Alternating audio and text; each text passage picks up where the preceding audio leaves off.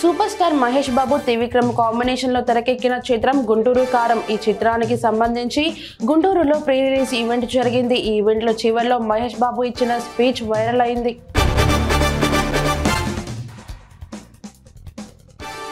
ఎన్టీఆర్ జిల్లా విజయవాడ గాంధీనగర్లో జై మహాభారత్ పార్టీ వ్యవస్థాపకులు బి అనంత విష్ణు విలేకరుల సమావేశం నిర్వహించారు. టీడీపీ అధినేత చంద్రబాబు ఇవాళ తునిలో పర్యటించనున్నారు. సాయంత్రం 4 గంటలకు జరిగే సభలో పాల్గొంటారు.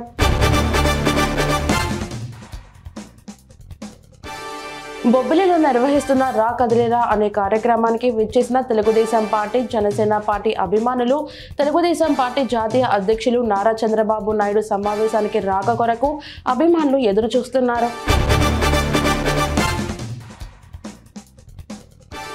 రాజం పట్టణంలో ఎస్సీ కాలనీ వాసులు త్రాగునీటి కొరకు రోడ్డెక్కారు. ఈ మేరకు ప్రధాన రహదారిపై నిరసనకు దిగారు.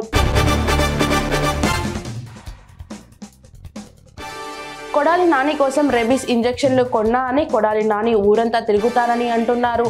ఏం చేస్తాడు అని ఇంజెక్షన్లు కొన్నాను. 5 రెబీస్ ఇంజెక్షన్లు కొని గుడివాడకు పార్సల్ చేశానని టీడీపీ నేత బుద్దా వెంకన్న అన్నారు.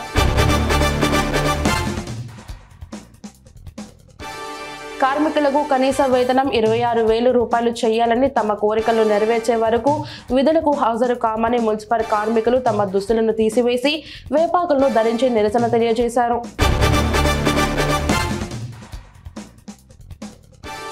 విజయవాడ బస్టాండ్ అతి సమీపంలో గల ఎంపీ కేశినేని నాని టీడీపీని వీడిన నేపథ్యంలో తమ కార్యాలయానికి ఉన్న టీడీపీ ఫ్లెక్సీలను తొలగించే ప్రక్రియ ప్రారంభించారు.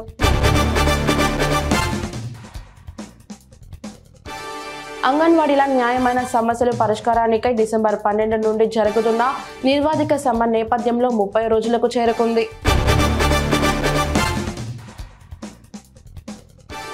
కనీస వేతనం అమలు చేయాలని, ఇతర సమస్యలు పరిష్కారం చేయాలని కోరుతూ విజయవాడ నగరపాలక సంస్థ కార్యాలయం నందు మున్సిపల్ కార్మికులు నిరసన దీక్ష చేపట్టారు.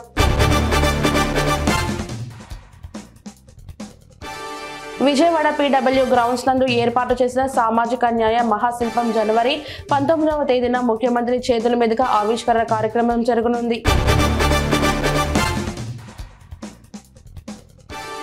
అంగన్వాడీల మాదిరిగానే మున్సిపల్ ఇంజనీర్లు కార్మికులపై ఎస్మా కూడా ప్రయోగిస్తానని బెదిరించడం రాజకీయ దివాలా కోరతనమని మాజీ మంత్రి ఎన్టీఆర్ జిల్లా టీడీపీ అధ్యక్షులు నెట్టం రఘురాం ఆరోపించారు.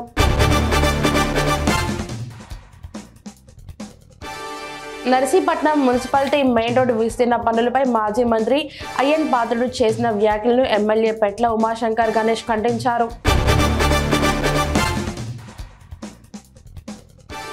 చేబ్రోలు మండలం కొత్తరెడ్డిపాలెం గ్రామంలో ఇటీవల వైకాపా నేతల దాడిలో మృతి చెందిన షేక్ మస్తాన్ వలీ కుటుంబాన్ని ఆంధ్రప్రదేశ్ శాసన మండలి మాజీ chairman Janab Ahmed Sharif, Telugu Desam party senior నాయకులు, సంగం డైరీ చైర్మన్ ధూళిపాల నరేంద్ర కుమార్ పరామర్శించారు. నియోజకవర్గంలోని గ్రామాలను అభివృద్ధి చేసేందుకు కృషి చేస్తానని ఎమ్మెల్యే చిట్టం పర్ణికారెడ్డి అన్నారు. నూతన గ్రామ పంచాయతీ కార్యాలయం నిర్మాణానికి శంకుస్థాపన చేశారు.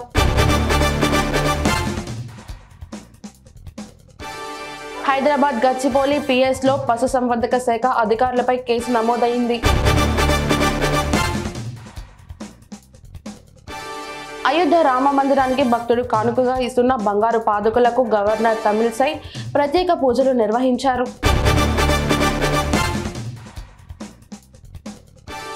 చార్మినార్ ఎక్స్ప్రెస్ హైదరాబాద్ నాంపల్లి రైల్వే స్టేషన్లో పట్టాలు తప్పడంపై దక్షిణ మధ్య రైల్వే అధికారులు స్పందించారు.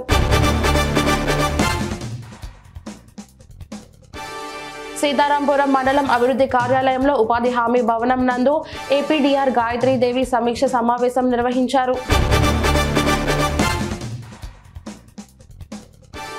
గ్రామీణ ప్రాంతాలలో యువతలో ఉన్న క్రీడా నైపుణ్యాన్ని వెలుగు తీయడమే భాగంగా ఆడుదామాంధ్ర కార్యక్రమం ప్రవేశపెట్టడం జరిగింది.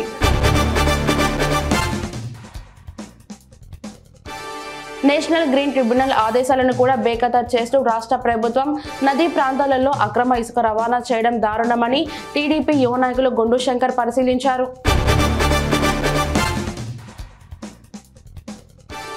శ్రీకాకుళం జిల్లా మండల కేంద్రంలో మందసాలో ఏర్పాటు చేసిన వైఎస్ఆర్ పింఛన్ కానుక కార్యక్రమంలో మంత్రి డాక్టర్ సిదిరి అప్పలరాజు పాల్గొన్నారు.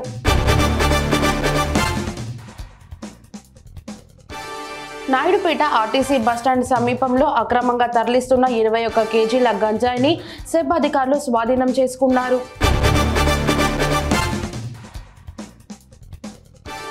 పెనుగొండ మండలం సిద్ధాంతం గ్రామ రెవెన్యూ కార్యాలయంలో ఏసీబీ అధికారులు ఆకస్మిక దాడులు నిర్వహించారు.